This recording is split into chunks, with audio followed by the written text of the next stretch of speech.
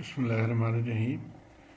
ये video ideal transformers के बारे में है और यहाँ पे प्राइमरीली मैं प्रैक्टिस प्रॉब्लम 13.9 सॉल्व करूँगा, जिसके लिए कई स्टूडेंट्स ने रिक्वेस्ट की है। तो आइए पहले बेसिक एक कॉन्सेप्ट बिल्ड करते हैं। ये पॉइंट यहाँ पे देखिए कि if V1 and V2 are both positive और both negative at the dotted terminal. अब ये ट्रांसफार्मर है, ये डॉटेड टर्मिनल है, तो यहाँ पे अगर V1 ये वोल्टेज प्राइमरी वोल्टेज और सेकेंडरी वोल्टेज, तो V1 भी अगर पॉजिटिव है डॉटेड टर्मिनल पे और V2 भी पॉजिटिव है या दोनों ही नेगेटिव हैं डॉटेड टर्मिनल पे, तो V1 V2 और N2 N1 के जो रिलेशन है उसमें पॉजिटिव साइन, यानी ये नॉर्मल रिलेशन है, इसमें कोई नेगेटिव साइन नहीं देंगे। तो पहला कॉन्सेप्ट ये आपने ध्यान में रखना है। और ऑब्वियसली अगर वो उल्टा है इसके, यानी डिफरेंट है, अदरवाइज यूज -n। अब ये जब उल्टा है, देखिए यहाँ पे पॉजिटिव है डॉटेड टर्मिनल पे, लेकिन यहाँ पे डॉटेड टर्मिनल पे नेगेटिव है, तो हम इसके साथ -n माइनस साइन डाल देंगे और ये N2 N1 जो है ये बराबर होता है ये n के, आप इस वाले n स्मॉल n के, तो आप इसीलिए वो कह रहे हैं कि ये -n डालें यहाँ पे, तो ये सेम थिंग है और यहाँ पे भी वही कॉन्सेप्ट है। तो ये तो हो गया वोल्टेज से। अब करंट में इससे उल्टा है। यहाँ पे देखिए, यहाँ पे क्या था कि दोनों पॉजिटिव। अब करंट में क्या होगा कि इसका उल्टा होगा कि अगर दोनों करंट एंटर हो रहे हैं, if I1 and I2 both enter into or both leave the dotted terminal, तो फिर हमने वहाँ पे माइनस साइन लगाना है। और इसको भी समझ लेते हैं। यहाँ पे देखिए, ये देखिए current entering the dotted terminal है तो माइनस साइन लग गया। यहाँ पे भी एक ये करंट एंटरिंग डॉटेड टर्मिनल है, ये यहाँ से एंटरिंग डॉटेड टर्मिनल है तो माइनस साइन लग गया। या लीविंग है, अब ये भी लीविंग है डॉटेड टर्मिनल, ये भी लीविंग है डॉटेड टर्मिनल, तो यहाँ पे माइनस साइन लगेगा। और अगर इसका उल्टा हो तो फिर वहाँ पे आप प्लस साइन लगा लेंगे, यानी यहाँ पे करंट एंटरिंग द डॉटेड है और ये करंट लीविंग द डॉट है, तो वहाँ पे हम प्लस साइन लगाएंगे। एग्जैक्टली यहाँ पे भी यही है कि entering the non dotted terminal है और यहाँ पे एंटरिंग द डॉटेड टर्मिनल है, तो वहाँ पे भी हम पॉजिटिव साइन लगाएंगे। तो ये थोड़ी सी कंफ्यूजिंग है, लेकिन इस चीज़ को आपने जहन में रख के तो सवाल सॉल्व करना। आइए अब हम सवाल को देखते हैं। तो प्रैक्टिस प्रॉब्लम 13.9 को हम सॉल्व करेंगे। यहाँ पे हमें V0 पता करना है। ये गिवन सर्किट है, V0 यहाँ पे है और इसमें ये देखिए एक ट्रांसफार्मर है जो 1:2 रेशियो है इसके ट्रांसफार्मर का, और इसको मैं नोडल एनालिसिस मेथड से सॉल्व करूँगा, जिसके लिए गाइडेंस मुझे इस वेबसाइट से मिली है। तो आइए इसको हम थोड़ा सा सर्किट को रीड्रॉ कर लेते हैं, ताकि हमें जो नोडल एनालिसिस की फेमिलियर शक्ल है वो इस तरह से नज़र आए। इसको नीचे लेकर आए, इसको भी नीचे लेकर आए, तो इस तरह से इसको रीड्रॉ कर लिया। अब ये टर्म देखेंगे, यहाँ पे एक नोड आपको क्लियरली नज़र आ रहा होगा और ये एक नोड है। तो ये दो नोड्स हैं, इनको हम नाम दे देते हैं।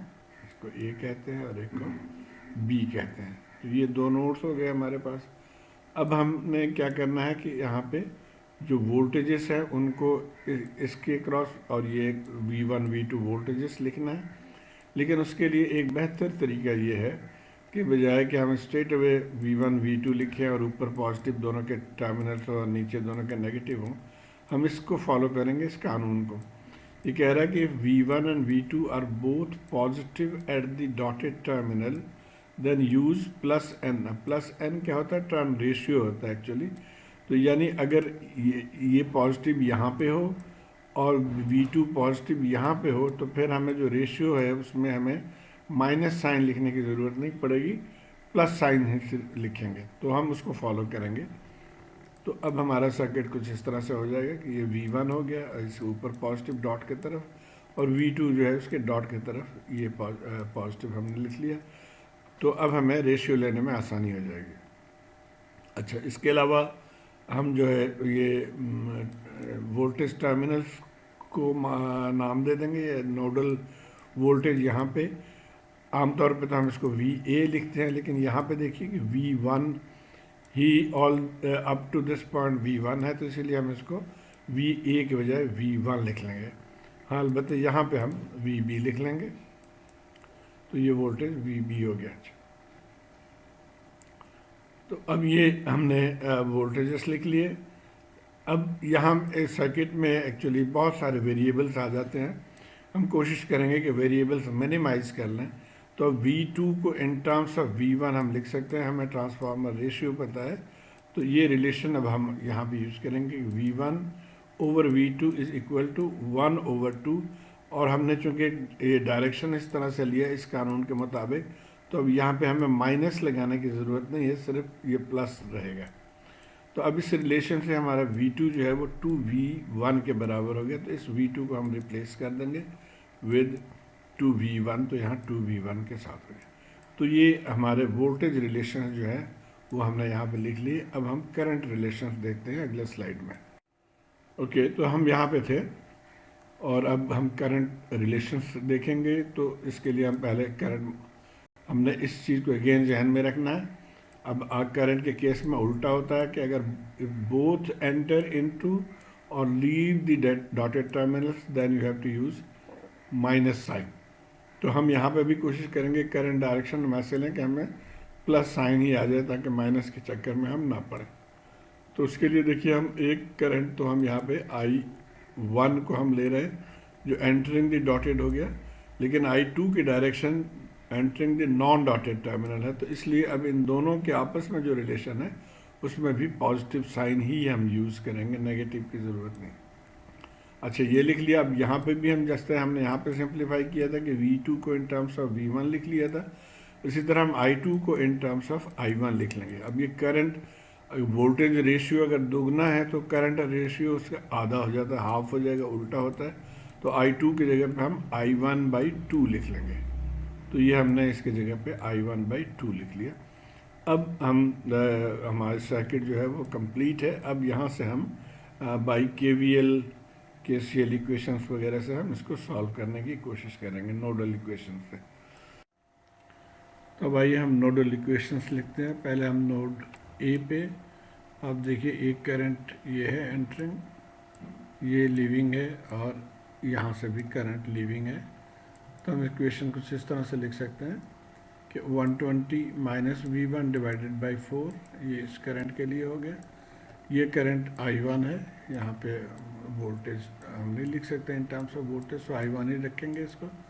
और ये करंट जो है वो V1 minus VB divided by 8, और इसको फिर हम स्टेप बाय स्टेप सिंप्लीफाई करते जाएंगे। अब V1 माइनस VB जो है वो 8 के बराबर, सॉरी V0 के बराबर है यहाँ पे, तो हमने इसको V0 लिख लिया,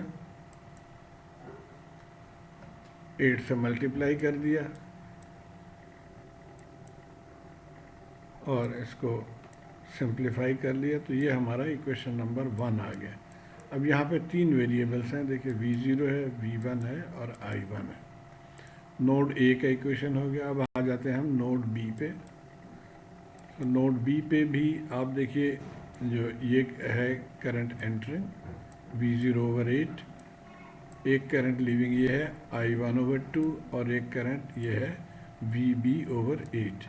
तो ये हमने नोड इक्वेशंस लिख लिया। अब इनको भी हम सिंप्लीफाई करेंगे। पहले मल्टीप्लाई कर लिया 8 से, तो ये आ गया टर्म्स। अब VB की जगह पे हम V1 माइनस V0 लिख लेंगे और इसको अरेंज कर लेंगे। तो ये हमारा सेकंड इक्वेशन आ गया। और इसमें भी 3 वेरिएबल हैं, V0, V1 और I1। तो अब 3 वेरिएबल हैं, अभी 2 इक्वेशंस हुए हैं, तो एक इक्वेशन हमें और चाहिए, और उसके लिए हम कॉइल नंबर 2 पे जो है, यानी इसमें इस जो करंट है उसके लिए हम इक्वेशन लिख लेते हैं एक। तो ये हो जाएगा I1/2 करंट एंटरिंग, और ये बराबर किसका हो गया जी, ये देखिए, इसको भी हम एक सोर्स तस्वर करेंगे, और ये हायर पोटेंशियल पे तो करंट की डायरेक्शन इस तरफ है, लेकिन ये जो है इसकी वजह से भी करंट के डायरेक्शन सेम डायरेक्शन में है, इसलिए हम यहाँ पे पॉजिटिव साइन देंगे। सो VB प्लस 2VA और डिवाइडेड बाय जो रेजिस्टेंस है, और इसको भी हम सिंप्लीफाई कर लेंगे। VB पहले तो 2 से मल्टीप्लाई कर दिया, ये आ गया। VB की जगह पे हम V1 माइनस V0 लिख लिया। और इसको सिंप्लीफाई कर लिया तो ये हमारा थर्ड इक्वेशन आ गया, और इसमें भी वही 3 वेरिएबल्स हैं V0, V1 और I1। अब हम इसको इजीली सॉल्व कर सकते हैं। तो हम यहाँ पे थे, हमारे पास ये 3 इक्वेशंस आ गए थे। अब इनको आसान तरीका ये है कि हम इसको मैट्रिक्स फॉर्म में लिख के सॉल्व कर लें। तो ये इनके तमाम के मैग्नीट्यूड्स हमने यहाँ पे लिख लिया। ये जो वेरिएबल्स हैं तीनों V0, V1 और I1, और ये आउटपुट वोल्टेज जो है उसको हमने लिख लिया। अब ये हमारा डेल्टा हो गया। हमने V0, सिर्फ हम इंटरेस्टेड हैं V0 पता करने में, तो V0 के लिए फार्मूला हो जाएगा डेल्टा 1 ओवर डेल्टा। तो डेल्टा 1 और डेल्टा हमने निकालना है। पहले डेल्टा निकाल लेते हैं, इसको एज इट इज़ सॉल्व कर लेंगे। आई होप आपको ये तरीका पता है कि किस तरह से सॉल्व करते हैं। एक लिया और फिर इसको सॉल्व किया, इसी तरह -2 करके फिर ये इन चारों को ले लिया, और इसी तरह प्लस आई लेके इनको सॉल्व कर लेंगे। तो ये स्टेप्स आप आई होप फॉलो कर पाएंगे। तो यहाँ से हमें आंसर आ गया -65। अब डेल्टा 1 के लिए हमने जो फर्स्ट कॉलम है उसको उस आउटपुट रिप्लेस कर देते हैं, यानी ये जो फर्स्ट कॉलम है उसको हम आउटपुट के साथ रिप्लेस कर देंगे, तो डेल्टा 1 आ जाएगा। और इसको भी इसी तरह से हम सॉल्व कर लेंगे। यहाँ तो ये दोनों ज़ीरो हैं, सिर्फ एक ही वैल्यू होगा 240, और इस मैट्रिक्स को आप सॉल्व कर लेंगे। तो ये आ गया -3120। तो अब यहाँ से V0 आसानी से हम कैलकुलेट कर सकते हैं। डेल्टा 1 के वैल्यू पुट कर दिया, डेल्टा के वैल्यू पुट कर दिया, तो V0 हुआ 48 वोल्ट। तो यही आंसर है। तो उम्मीद है आप इसको फॉलो कर पाएंगे। शुक्रिया।